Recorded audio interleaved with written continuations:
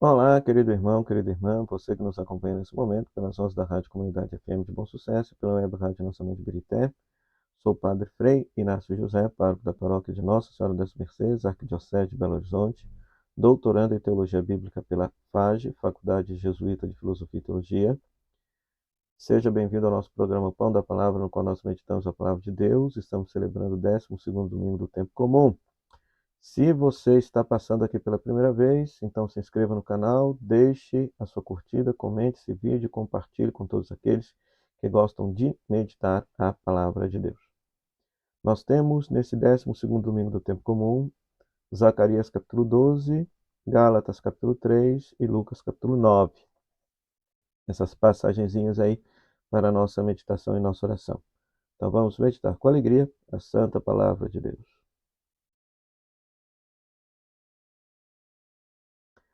Pois tudo bem. Na primeira leitura, Zacarias capítulo 9, capítulo 12, melhor dizendo, nós temos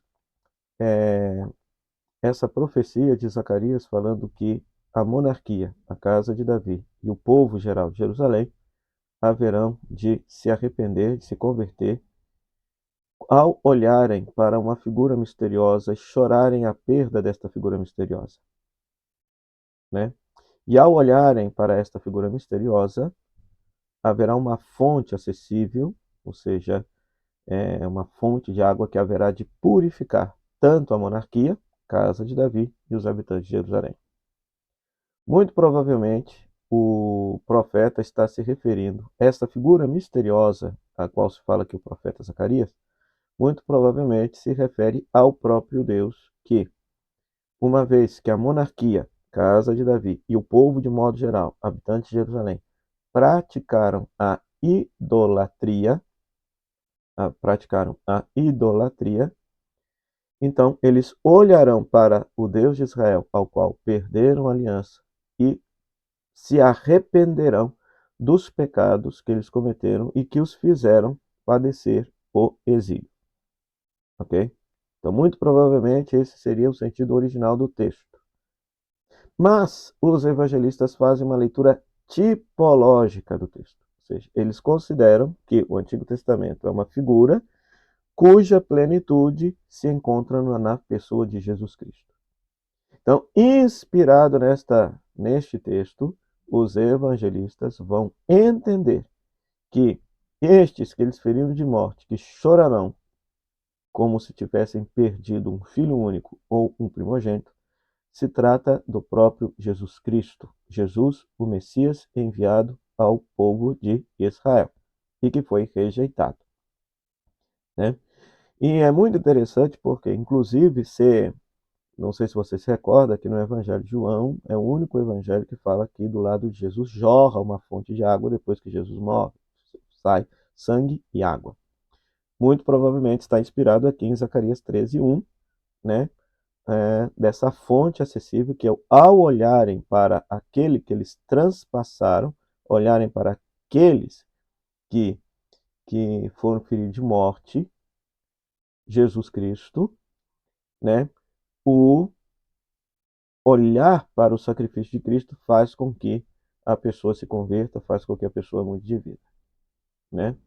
Então, esse seria o sentido tipológico que os próprios evangelistas dão a este texto ao entenderem a, a figura de Jesus, né? O Evangelho, Lucas capítulo 9, nós temos a profissão de fé de Pedro, que é um pouquinho diferente da de Marcos e de Mateus, né?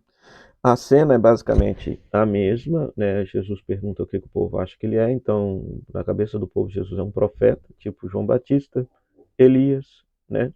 Mas um profeta, alguém enviado por Deus, porque porta uma palavra de Deus. Mas a opinião da igreja, simbolizada por Pedro, lá, versículo 20, é diferente. Tu és o Cristo de Deus, o Messias. E aqui está um detalhe. Todo mundo esperava o Messias, mas o que era o Messias no tempo de Israel, no tempo de Jesus? O Messias seria um Messias, um descendente da casa de Davi, um rei que libertaria Israel da dominação dos romanos e devolveria ao povo de Deus a glória dos tempos de Davi. Então, se trataria de um messianismo estritamente político, né? vale ressaltar que naquele tempo religião e política andavam de mãos dadas. Então, um Messias político, alguém, um rei, seria considerado de fato um enviado de Deus para poder libertar Israel dos opressores. Como, por exemplo, lá no Antigo Testamento, o rei Ciro, rei da Pérsia, é chamado pelo segundo Isaías de Messias. Né? Por quê? Porque ele, apesar de ser um rei pagão, ele libertou Israel da dominação dos babilônios. Né? Pois tudo bem, essa era, de modo geral, a expectativa messiânica no tempo de Jesus. Contudo, Jesus não cumpriu essa expectativa, porque Jesus nasceu, viveu, morreu e foi ressuscitado, e o povo judeu, o povo de Israel, continuou escravizado pelos romanos do mesmo jeito. Que tipo de messianismo é o messianismo de Jesus? É o messianismo servo-sofredor. Após a ressurreição de Jesus, a igreja entende que Jesus é um Messias servo-sofredor, que salva Israel dos seus pecados, que salva a humanidade de todos os seus pecados, pela entrega voluntária da própria vida, reconciliando Israel e todo o mundo com Deus pela sua entrega voluntária à morte. Né? Então, é muito interessante isso. Né? Então, por isso, olha só, versículo 22 a 24, então se tem esse messianismo explicado aí. Ou seja, o Filho do Homem deve sofrer muito, ser rejeitado, ser morto e ressuscitar. Agora, o interessante é que se esse é o caminho salvador de Jesus para toda a humanidade, então adivinhe, qual vai ser o caminho de salvação para o discípulo e para a discípula de Jesus? O mesmo. Se alguém quer me seguir, renuncie a si mesmo, tome sua cruz cada dia. Então, que a cruz esteja no horizonte, ou seja, a luta pelo bem, pela verdade, pela vida, mesmo que coloque a vida em risco, né? Ou, dito de outra forma, que o amor seja o critério da sua vida, a tal ponto que você seja capaz de doar a sua vida por amor, como Cristo doou a vida dele por amor na cruz por cada um de nós. E a resposta é bem clara: quem quiser guardar, salvar, proteger a sua vida vai perdê-la. Mas quem perder a sua vida por causa de Jesus, a salva. Ou seja, quem viver ao modo de Jesus, quem viver ao estilo de Jesus, ou seja, recebe, já tem a vida de Deus em si e terá a vida eterna para sempre. Ganhará a verdadeira vida. É o chamado paradoxo do Evangelho. Ganha-se a verdadeira vida perdendo a vida deste mundo, e aqueles que têm a boa vida neste mundo, né?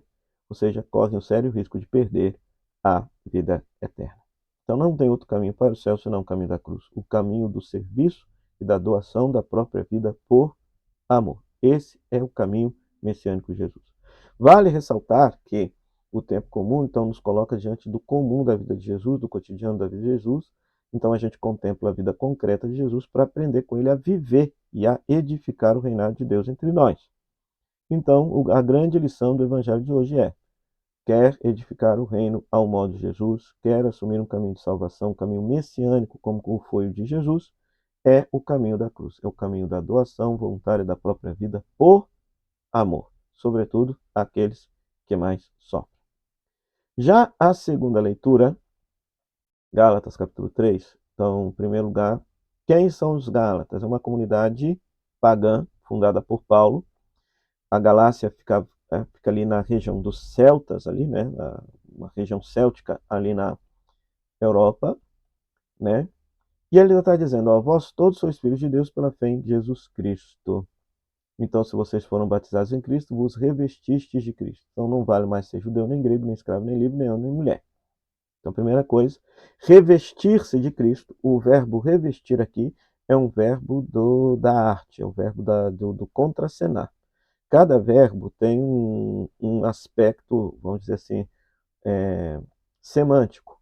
Então, revestir aqui é o verbo dos atores. Os atores se revestem dos personagens que eles estão atuando no palco. E aqui, esse verbo é dessa semântica. Então, todo aquele que foi batizado se revestiu de Jesus Cristo e deve atuar, comportar-se no mundo como se fosse o próprio Jesus. Ok? Que bom seria se todo cristão batizado assim o fizesse. Tá? Que todo batizado, toda batizada assim o fizesse. Tá bom? Mas eu quero chamar a atenção que, sendo de Cristo, sois então descendência de Abraão, herdeiro segundo a promessa. E aqui eu quero explicar uma coisinha aqui para vocês, que está gerando muita polêmica no mundo atual. Né? Todo mundo está acompanhando aí a confusão entre Israel e Irã, e muitos cristãos, sobretudo de origem pentecostal evangélica, estão no apoio incondicional a Israel, numa equivocada compreensão de que o povo de Israel hoje equivale ao Israel da Bíblia. Mentira. Ou seja, isso não é verdade. Para Paulo, existe o Israel segundo a carne e o Israel de Deus. Para Paulo, o Israel de Deus são todos aqueles que, aderindo a Jesus Cristo, ingressaram misticamente no povo de Deus, que é o povo de Israel. Ok? Este Israel que é destinado à salvação. Não é o Israel segundo a carne. Né? Aliás, o próprio Paulo vai dizer que o próprio Israel segundo a carne, pelo fato de não crer em Jesus e pelo fato de muitas vezes também não cumprir a própria lei judaica, só tem consciência de sua própria condenação, mas não tem os meios da graça para salvar-se. Ok? Pois tudo bem. Então, esta defesa incondicional de Israel não tem respaldo na Escritura. Depois eu vou até gravar um outro videozinho aqui, puxando essas passagens ali de Paulo, para mostrar para vocês que realmente, para Paulo, ou seja, não existe uma substituição do povo de Israel pela igreja, não existe isso, mas existe a plenificação do povo de Israel com a igreja. Por quê? Porque a igreja são todos aqueles de Israel ou fora de Israel que acreditam em Jesus, e todos aqueles que acreditam em Jesus agora são o verdadeiro Israel de Deus e os verdadeiros descendentes de Abraão. E os verdadeiros descendentes de Abraão. Tá certo?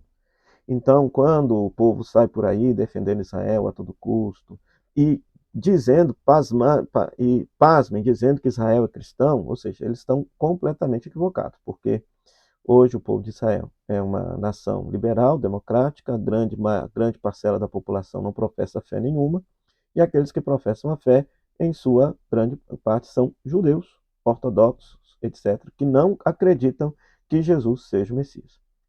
Então, um pouquinho de estudo, um pouquinho de inteligência, um pouquinho de usar a massa cinzenta e de deixar de escutar pastores que não conhecem quase nada de Sagrada Escritura ou que pregam uma mensagem totalmente ideologizada e enviesada segundo seus interesses, faz muito bem, eu diria, à saúde mental dessas pessoas para não passarem vergonha aí diante dos outros. Tá bom? Então, que fique bem claro, né? Nós, pelo batismo, nós nos tornamos Israel de Deus. Somos enxertados do povo de Deus, que é Israel, segundo a carta de Paulo, mas nós podemos ser cortados desta oliveira verdadeira, uma vez que somos enxerto, se a gente não for fiel ao nosso batismo, se a gente não atuar e viver como se fosse Jesus. Tá? Ou seja, o verdadeiro Israel, o verdadeiro descendente de Abraão é Jesus, que viveu em tudo, em plenitude, à vontade de Deus. À vontade de Deus. Queira Deus que a gente consiga viver um pouquinho como Jesus, pensar como Jesus, amar como Jesus, pacificar o mundo como Jesus, cuidar dos doentes como Jesus, perdoar os inimigos como Jesus o fez. É essa a vontade de Deus para todos nós. O Senhor esteja convosco, Ele está no meio de nós, que a bênção de Deus Todo-Poderoso, Pai, Filho e Espírito Santo, desça sobre você e sobre sua família e permaneça para sempre. Amém. Então, mais uma vez, se inscreva no canal, deixe seu like, comente esse vídeo, compartilhe com todos aqueles que gostam de meditar a palavra de Deus. Deu muito obrigado, Rádio Comunidade FM de Bom Sucesso, a Web Rádio Nossa Mãe de Birité, nossas parceiras na evangelização, e até o próximo programa, o Pão da Palavra, se Deus quiser. Tchau, tchau.